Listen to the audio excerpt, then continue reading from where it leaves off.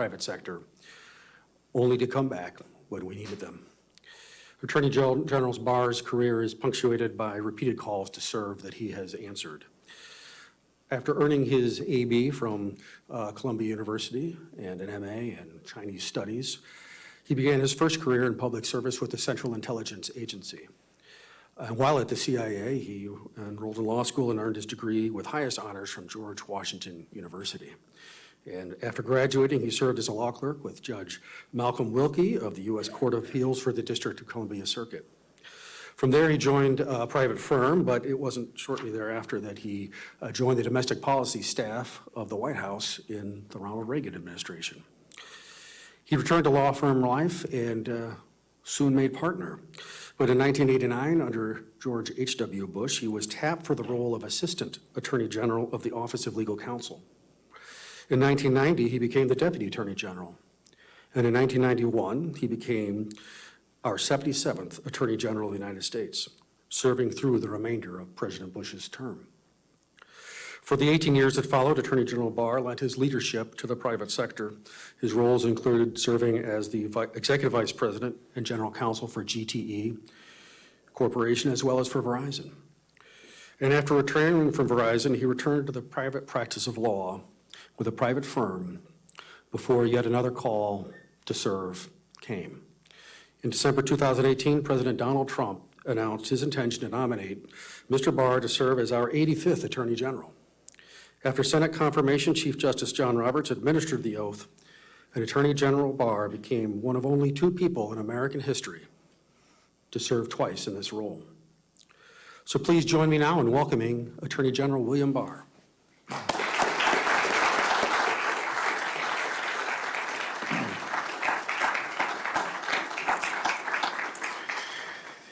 Thank you very much, Andrew, for your kind introduction. And I'd like to say that I really appreciate the work that Andrew and Matt, our U.S. attorneys for the Eastern and Western District of Michigan, are doing here for the people of Michigan and all the law enforcement community from Michigan that is here today.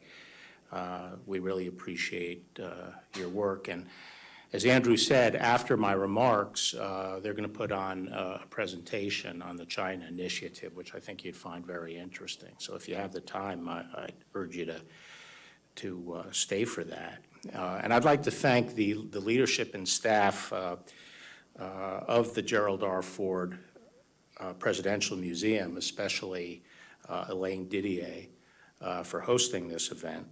And also thank the Ford Presidential Foundation and its executive director, Joe Calvaruso. Even under normal circumstances, it's hard to put together an event like this, but in the current circumstances, it's especially challenging, and I really appreciate it. And I really appreciate all of you who've come. I know many have come from around the state, and I appreciate the effort that was made to be here for these remarks. I was last in Grand Rapids maybe 30 years ago, John.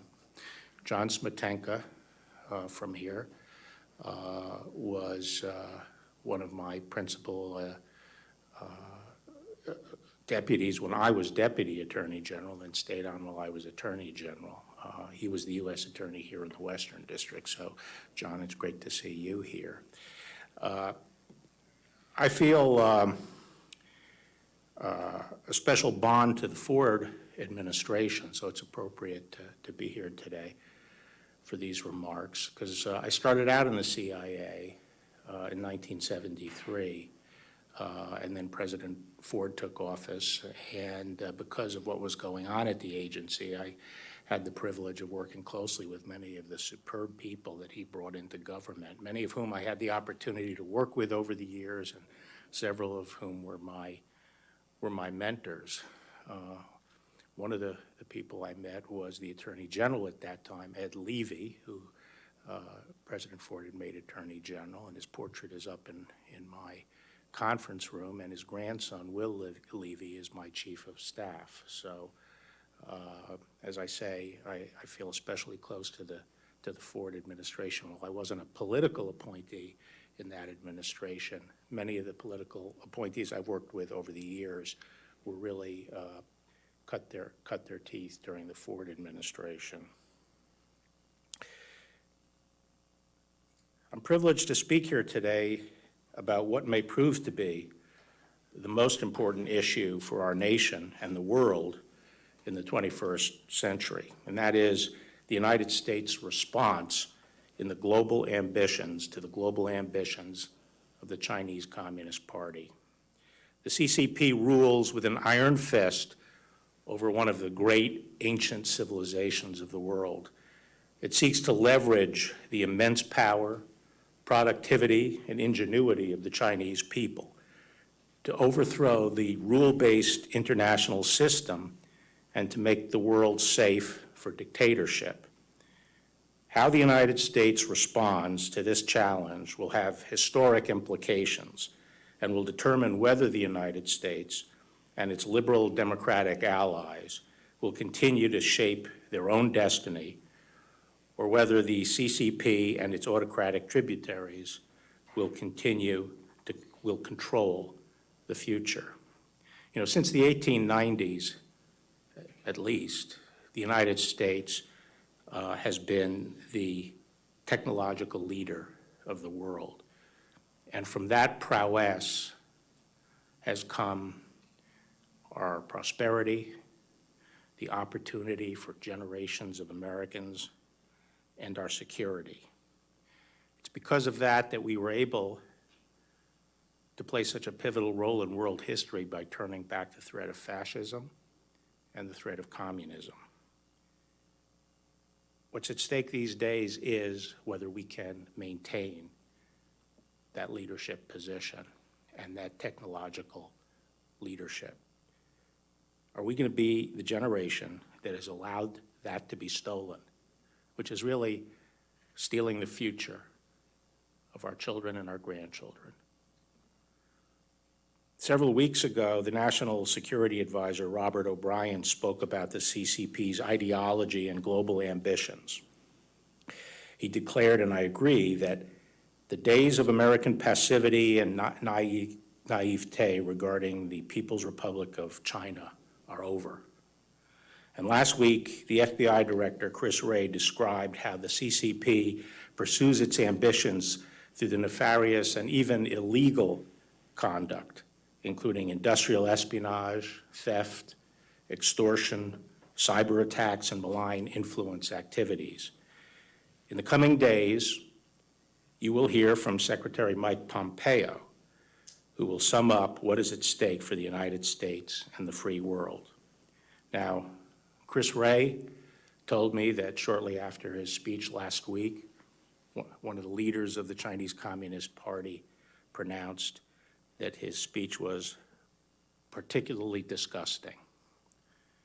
I told him that I was going to aim today to be despicable. But I'll settle for especially disgusting.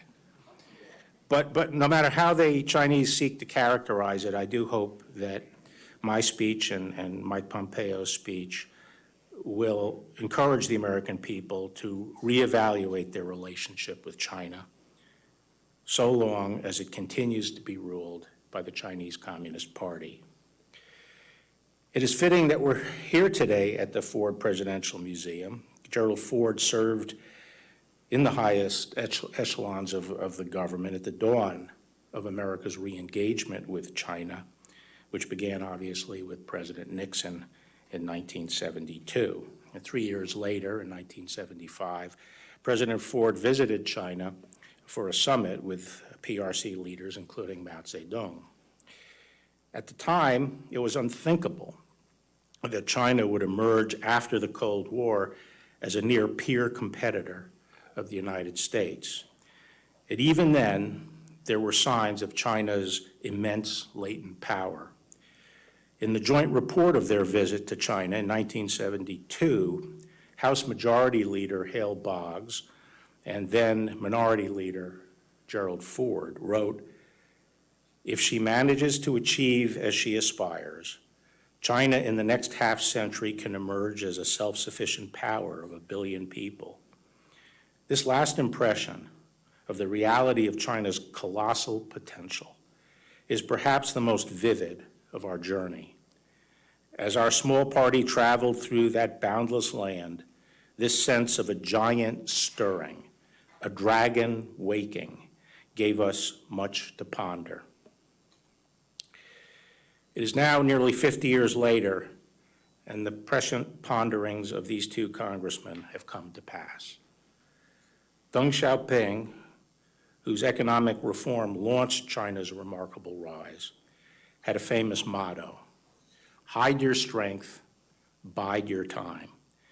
That is precisely what China has done. China's economy has quietly grown from about 2% of the world's GDP in 1980 to nearly 20% today. And by some estimates, based on purchasing power parity, the Chinese economy is already larger than ours. The General Secretary of the Chinese Communist Party, Xi Jinping, who has centralized power to a degree not seen since the dictatorship of Mao Zedong, now speaks openly of China moving closer to the center stage, building a socialism that is superior to capitalism, and replacing the American dream with the Chinese solution. China is no longer hiding its strength, nor biding its time. From the perspective of its communist rulers, China's time has arrived. The People's Republic of China is now engaged in an economic blitzkrieg, an aggressive, orchestrated, whole of government, indeed whole of society campaign to seize the commanding heights of the global economy and to surpass the United States as the world's preeminent technological superpower. A centerpiece of this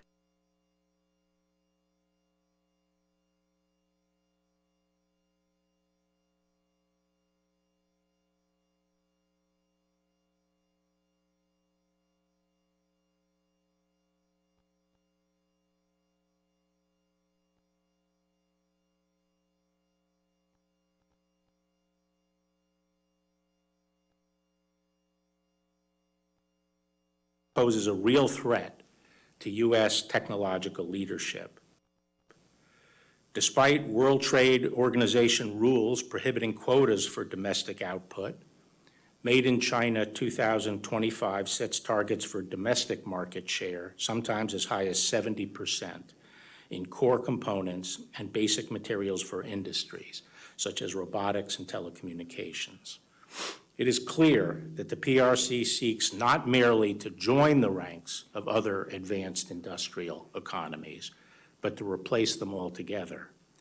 Made in China 2025 is the latest iteration of the PRC's state-led mercantilist economic model.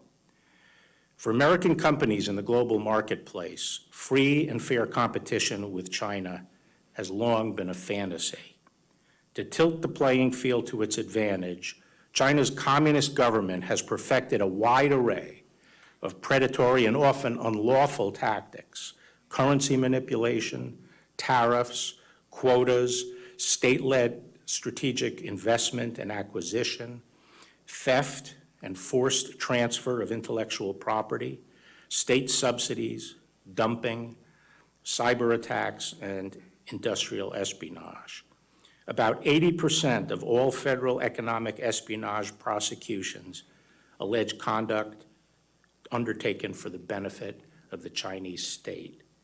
And about 60% of all trade secret theft cases have been connected to China. The PRC also seeks to dominate key trade routes and infrastructure in Eurasia, Africa, and the Pacific. In the South China Sea, for example, through which about 1/3 of the world's maritime trade passes, the PRC has asserted expansive and historically dubious claims to nearly the entire waterway, flouted the rulings of international courts, built artificial islands and placed military outposts on them, and harassed its neighbors, ships, and fishing boats. Another ambitious project to spread its power and influence is the PRC's Belt and Roads Infrastructure Initiative. Although billed as foreign aid, in fact, these investments appear designed to serve the PRC's strategic interests and domestic economic needs.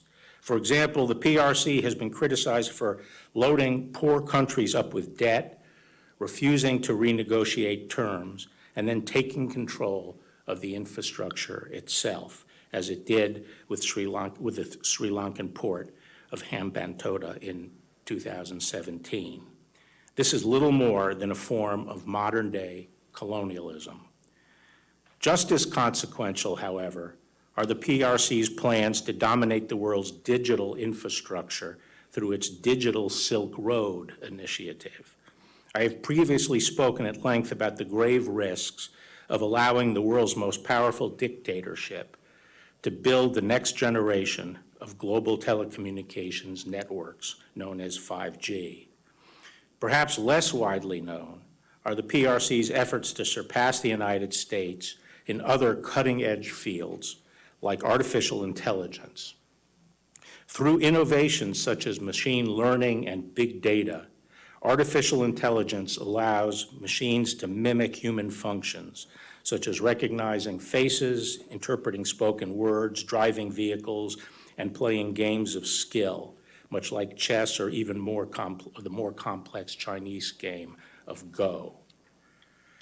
In 2017, Beijing unveiled its Next Generation Artificial Intelligence Plan, a blueprint for leading the world in AI by 2030.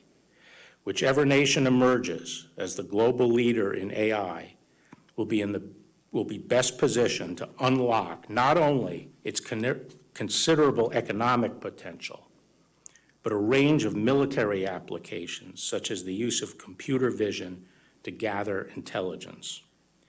The PRC's drive for technological supremacy is complemented by its plan to monopolize rare earth materials, which play a vital role in industries such as consumer electronics, electric vehicles, medical devices, and military hardware. According to the Congressional Research Service, from the 1960s to the 1980s, the United States led the world in rare earth production. Since then, production has shifted almost entirely to China, in large part due to the lower labor costs and lighter economic and environmental regulation. The United States is now dangerously dependent on the PRC for these essential materials. Overall, China is America's top supplier, accounting for about 80% of our imports. The risk of dependence are real. In 2010, for example, Beijing cut exports of rare earth materials to Japan after an incident involving the disputed islands in the East China Sea. The PRC could do the same to us. As China's progress in these critical sectors illustrates, the PRC's predatory economic policies are succeeding. For 100 years, America was the world's largest manufacturer, allowing us to serve as the world's arsenal of democracy. China overtook the United States in manufacturing output in 2010. The PRC is now the world's arsenal of dictatorship. How did China accomplish all this? No one should underestimate the ingenuity and industry of the Chinese people. At the same time, no one should doubt that America made China's meteoric rise possible. China has reaped enormous benefits from the free flow of American aid and trade. In 1980, Congress granted the PRC Most Favored Nation trading status. In the 1990s, American companies strongly supported the PRC's accession to the World Trade Organization and the permanent normalization of trade relations. Today, U.S.-China trade totals about $700 billion.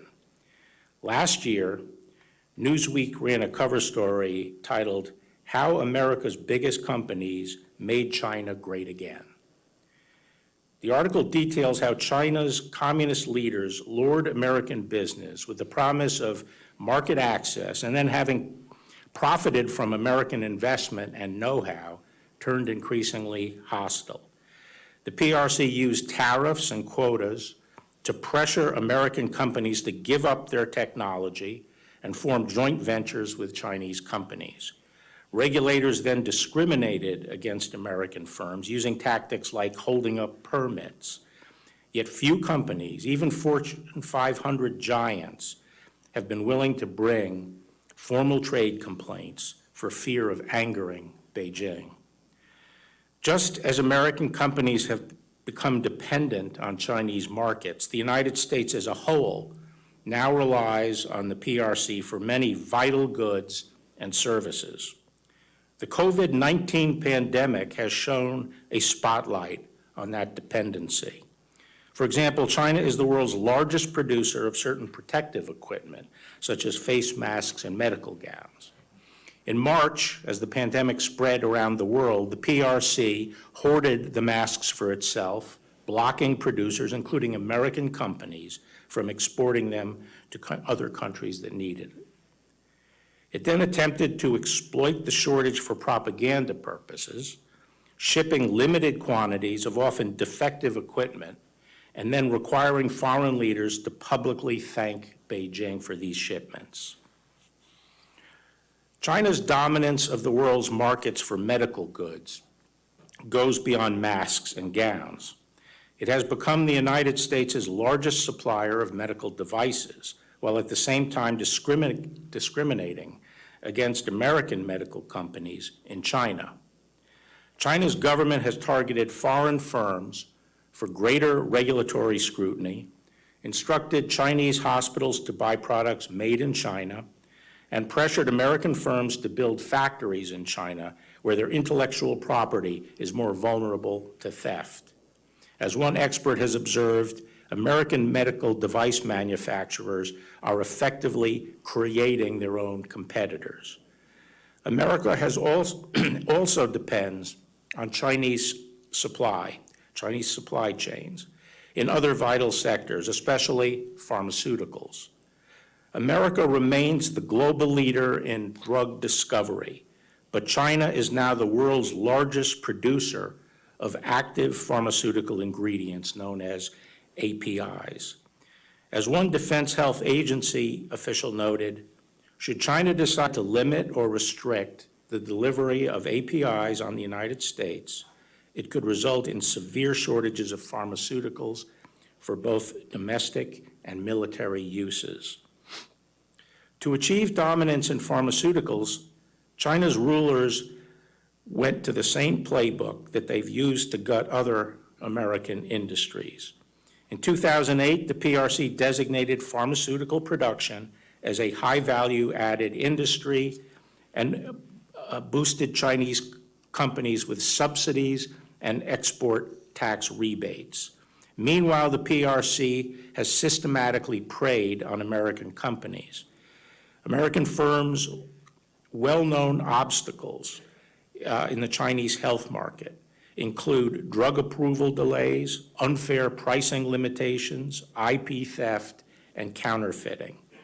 Chinese nationals working as employees at pharma companies have been caught stealing trade secrets both in America and in China.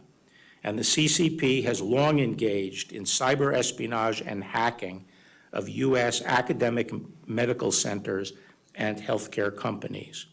In fact, PRC-linked hackers have targeted American universities and firms in a bid to steal the IP related to coronavirus treatments and vaccines, sometimes disrupting the work of our researchers. Having been caught covering up the coronavirus outbreak, Beijing is desperate for a public relations coup and may hope that it will be able to claim credit for any medical breakthroughs. As all of these examples should make clear, the ultimate ambition of China's rulers isn't to trade with the United States, it is to raid the United States. If you are an American business leader, appeasing the PRC may bring short-term rewards, but in the end, the PRC's goal is to replace you. As a U.S. Chamber of Commerce report put it, The belief by foreign companies that large financial investments and sharing of expertise and significant technology transfers would lead to an ever-opening China market is being replaced by boardroom banter that win-win in China means China wins twice. Although Americans hope that trade and investment would liberalize China's political system, the fundamental character of the regime has never changed. As its ruthless crackdown of Hong Kong demonstrates once again, China is no closer to democracy today than it was in 1989 when tanks confronted pro-democracy protesters in Tiananmen Square. It remains an authoritarian, one-party state in which the Chinese Communist Party wields absolute power, unchecked by popular elections, the rule of law, or an independent judiciary. The CCP surveils its own people and assigns them social credit scores, employs an army of government censors, tortures dissidents, and persecutes religious and ethnic minorities, including 1 million Uyghurs detained in indoctrination and labor camps. If what happened in China stayed in China, that would be bad enough. But instead of America's changing China, China is leveraging its economic power to change America. As this administration's China strategy recognizes, the CCP's campaign to compel ideological conformity does not stop at China's borders. Rather, the CCP seeks to extend its influence around the world, including on American soil. All too often, for the sake of short-term profits, American companies have succumbed to that influence, even at the expense of freedom and openness in the United States. Sadly, examples of American business bowing to China are legion. Take Hollywood. Hollywood's actors, producers, and directors pride themselves on celebrating freedom and the human spirit. And every year at the Academy Awards, Americans are lectured about how this country falls short of Hollywood's ideals of social justice. But Hollywood now regularly censors its own movies to appease the Chinese Communist Party, the world's most powerful violator of human rights. This censorship infects not only the versions of movies that are released in China, but also many that are shown in the United States theaters to American audiences. For example, the hit movie World War Z depicts a zombie apocalypse caused by a virus. The original version of the film reportedly contained a scene with characters speculating that the virus may have originated in China. But the studio, Paramount Pictures, reportedly told producers to delete the reference to China in the hope of landing a Chinese distribution deal. The deal never materialized. In the Marvel Studios blockbuster Doctor Strange, filmmakers changed the nationality of the major character known as the Ancient One, a Tibetan monk in the comic book. Changed it from Tibetan to Celtic. When challenged about this, a screenwriter explained that if you acknowledge that Tibet is a place and that he's Tibetan, you risk alienating 1 billion people. Or as the Chinese government might say, we're not going to show your movie because you decided to get political. These are just two examples of the many Hollywood films that have been altered one way or another to please the CCP. National Security Advisor O'Brien offered even more examples in his remarks. But many more scripts never see the light of day because writers and producers know not to test the limits.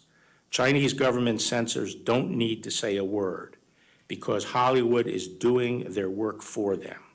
This is a massive propaganda coup for the Chinese Communist Party. The story of the film industry's submission to the CCP is a familiar one. In the past 2 decades, China has emerged as the world's largest box office. The CCP has long tightly controlled access to that lucrative market.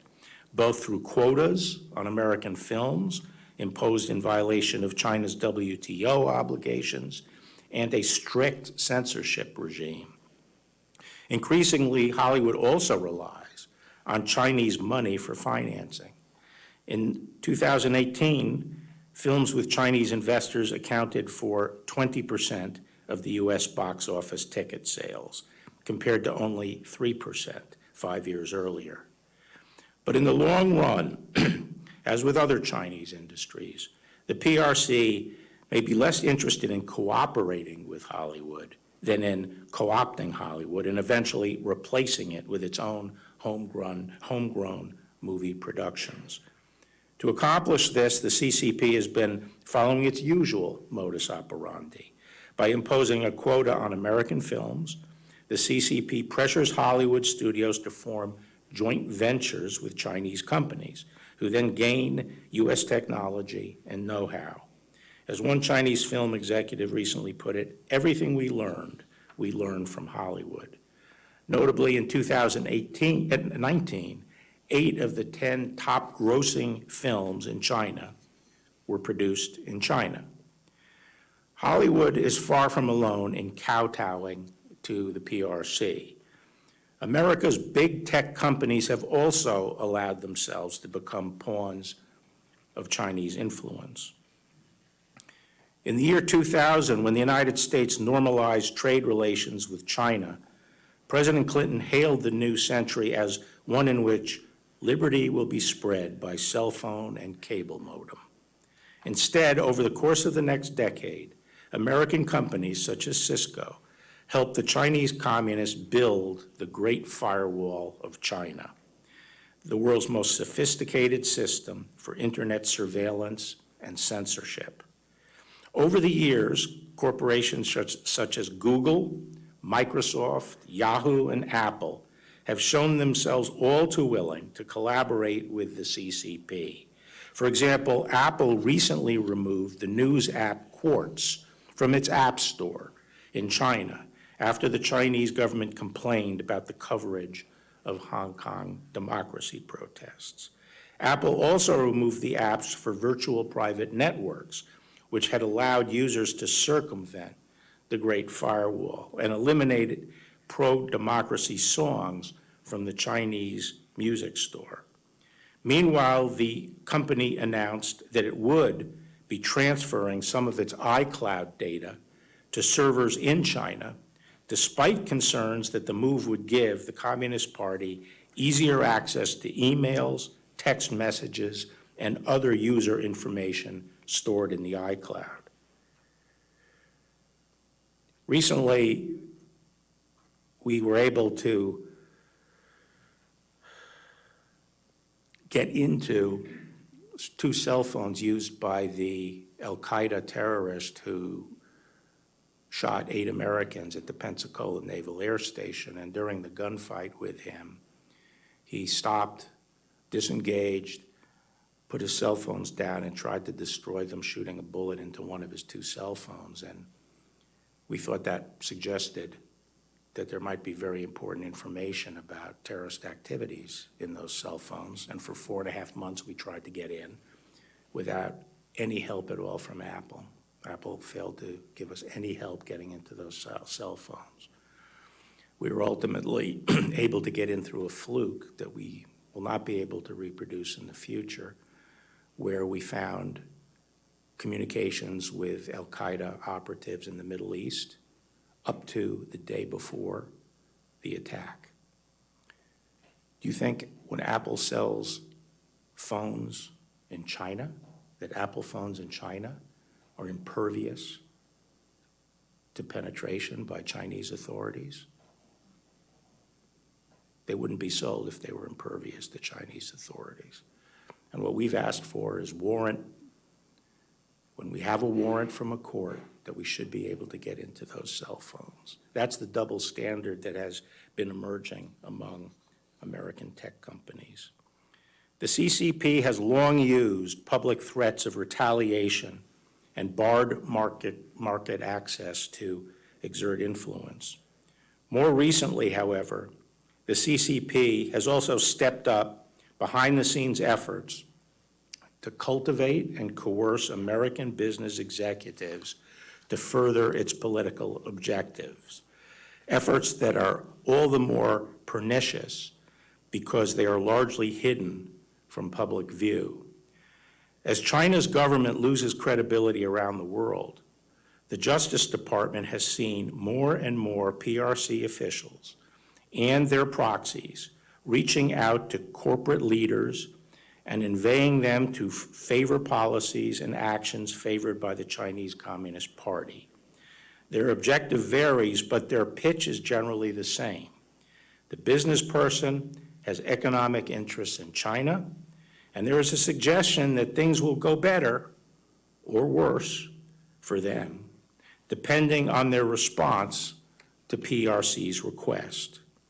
Privately pressuring and courting American corporate leaders to promote policies or U.S. politicians presents a significant threat because hiding behind American voices allows the Chinese government to elevate its influence campaigns and put a friendly face on its pro-regime policies. The legislator or the policymaker who hears from these American businessmen is properly more sympathetic to that constituent than to a foreigner. And by masking its participation in our political process, the PRC avoids accountability for its influence efforts and the public outcry that might result if its lobbying were exposed. America's corporate leaders might not think of themselves as lobbyists. You might think, for example, that cultivating a mutually beneficial relationship is just part of guangxi, the system of influential social networking necessary to do business in the PRC. But you should be alert to how you might be used and how your efforts on behalf of a foreign company or government could implicate the Foreign Agents Registration Act. FARA does not prohibit any speech or conduct, but it does require those who are acting as agents of foreign principals to publicly disclose that relationship and their political or other similar activities by registering with the Justice Department, allowing the audience to take into account the origin of the speech when evaluating credibility. By focusing on American business leaders, I don't mean to suggest that they are the only targets of Chinese influence operations, but they are principal targets today of Chinese influence operations in the United States. The Chinese Communist Party also seeks to infiltrate, censor, or co-opt American academic and research institutions. For example, dozens of American universities host Chinese government-funded Confucian institutes, which have been accused of pressuring host universities to silence discussion or cancel events on topics considered controversial by Beijing. Universities must stand up for each other, refuse to let the CCP dictate research efforts or suppress diverse voices, support colleagues and students who wish to speak their minds, and consider whether any sacrifice of academic integrity or freedom is worth the price of appeasing the CCP's demands. In a globalized world, American corporations and universities alike may view themselves as global citizens rather than as American institutions. But they should remember that what allowed them to succeed in the first place was the American free enterprise system, the rule of law, and the security afforded by America's economic, technological, and military strength. Globalization does not always point in the direction of greater freedom. A world marching to the beat of the communist Chinese drum will not be a hospitable one for institutions that depend on free markets, free trade, or the free exchange of ideas. There was a time when American companies understood that they saw them and understood this, and they saw themselves as American and proudly defended American values. In World War II, for example, the iconic American company Disney made dozens of public information films for the government, including training videos to educate American sailors on navigation tactics.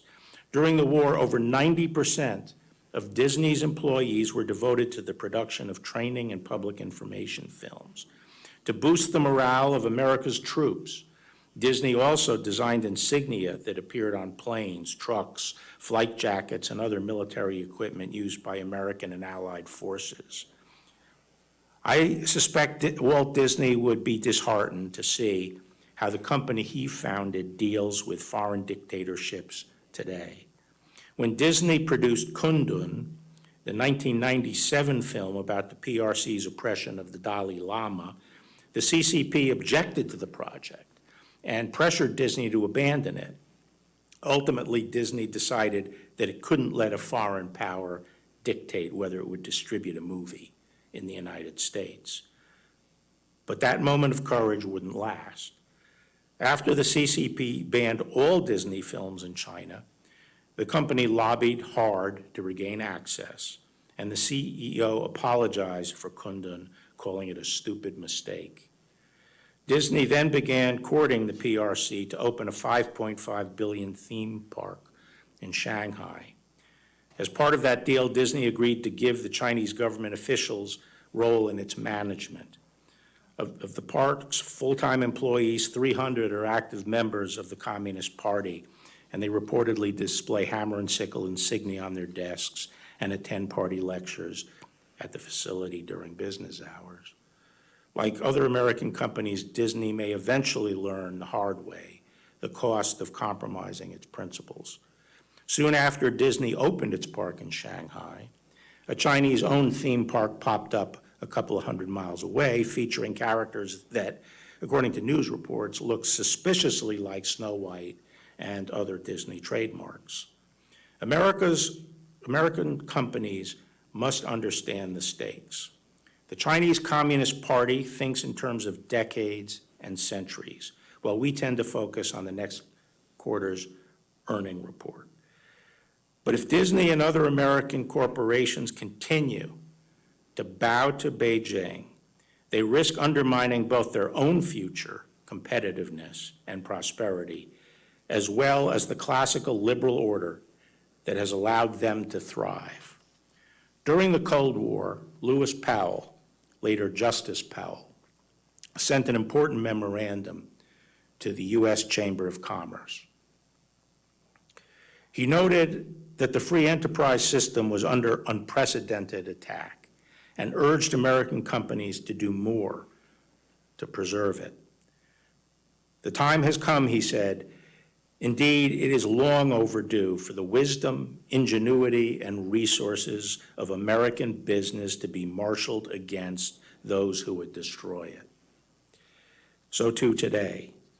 The American people are more attuned than ever to the threat that the Chinese Communist Party poses not only to our way of life, but to our very lives and livelihoods. And they will increasingly call out corporate appeasement. If individual companies are afraid to take a stand, there is strength in numbers.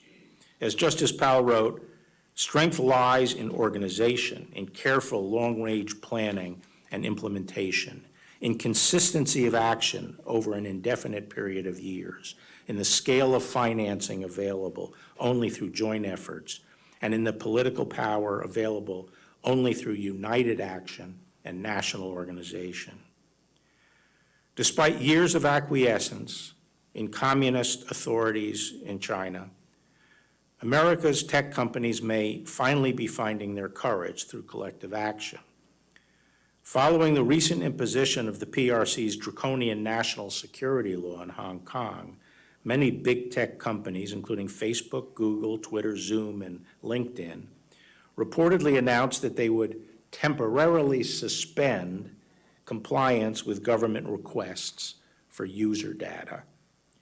True to form, communist officials have threatened imprisonment for non-compliant company employees. We will see if these companies hold firm and how long they hold firm. We hope they do. If they stand together, they will provide a worthy example for other American companies in resisting the Chinese Communist Party's corrupt and dictatorial rule.